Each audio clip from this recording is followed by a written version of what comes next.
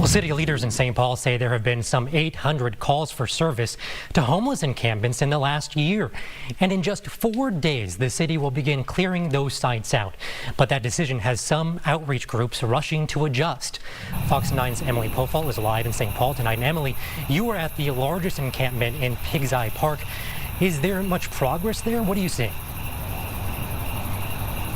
Well, Nathan, the camp looks much the same now as it did about a month ago. We did hear today anecdotally that a few people have moved out of the encampment and into housing, but the vast majority are still there. So it's going to be a big lift to get people connected with resources, and we know that shelters are prepping for an increase in need. Come Wednesday, hundreds living in the encampment at Pig's Eye Park will have to call someplace else home. City leaders announced the upcoming closure last month, but people living there tell Fox 9 off camera they've struggled to find somewhere else to go. All of these service providers are extremely stretched, very, very thin. I hear there's a lot of scrambling happening.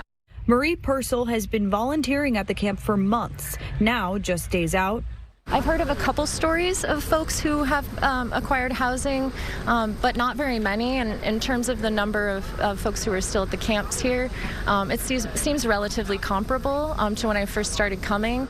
Data from Ramsey County's website shows more than 2,000 people are on a wait list for permanent supportive housing. So temporary shelters are prepping for an influx of people in need. The city spent more than $1 million on new shelter beds. Starting as early as tonight, these are the new bunks that people are going to be using, including the 49 added bunks at Catholic Charities downtown. We run very close to full, if not full, every single night. Would you say the extra 49 is critical then with these encampment clearings? It is. That need is there whether the encampment closures are happening or not. There's just a lack of resources in the system overall. And it's not just more beds. More people to come in and eat 3 meals a day. Make sure that we have enough laundry detergent for people coming in to do their laundry.